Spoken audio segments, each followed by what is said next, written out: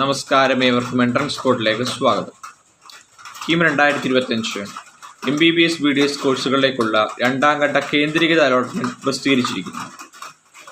2025 MBBS BDS കോഴ്സുകളിലേക്കുള്ള രണ്ടാം ഘട്ട കേന്ദ്രീകൃത അലോട്ട്മെൻറ്റ് പ്രവേശന പരീക്ഷയുടെ വെബ്സൈറ്റായ www.cee.kerala.gov.in എന്ന വെബ്സൈറ്റിൽ പ്രസിദ്ധീകരിച്ചിരിക്കുന്നു. അലോട്ട്മെൻറ്റ് സംബന്ധിച്ച വിവരങ്ങൾ വിദ്യാർത്ഥികളുടെ ഹോം പേജിൽ ലഭ്യമാണ്.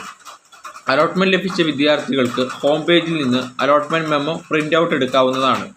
വിദ്യാർത്ഥിയുടെ പേര്, റോൾ നമ്പർ, അലോട്ട്മെൻറ്റ് ലഭിച്ച കോഴ്സ്, കോളേജ്, അലോട്ട്മെൻറ്റ് ലഭിച്ച കാറ്റഗറി, ഫീസ് സംബന്ധമായ വിവരങ്ങൾ എന്നിവ വിദ്യാർത്ഥിയുടെ അലോട്ട്മെൻറ്റ് മെമ്മോയിൽ രേഖപ്പെടുത്തിയിട്ടുണ്ട്.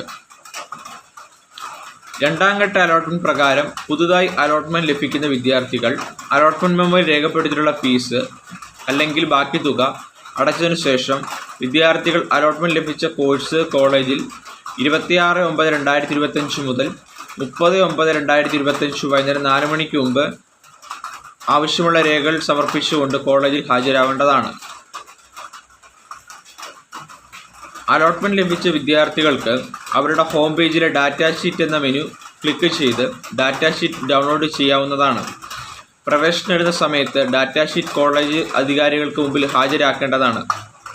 നിലവിൽ അലോട്ട്മെൻറ്റ് ലഭിച്ചിട്ടുള്ള എല്ലാ വിദ്യാർത്ഥികളും അലോട്ട്മെൻറ്റ് ലഭിച്ച കോളേജുകളിൽ 30/9/2025 വൈകുന്നേരം 4 മണിക്കകം പ്രവേശനം നേടേണ്ടതാണ്. നിശ്ചിത സമയത്തിനുള്ളിൽ കോളേജുകളിൽ ഹാജരായി പ്രവേശനം നേടാത്ത വിദ്യാർത്ഥികളുടെ അലോട്ട്മെൻറ്റും ബന്ധപ്പെട്ട സ്ട്രീമിലെ ഹയർ ഓപ്ഷനുകളും റദ്ദാകുന്നതാണ്.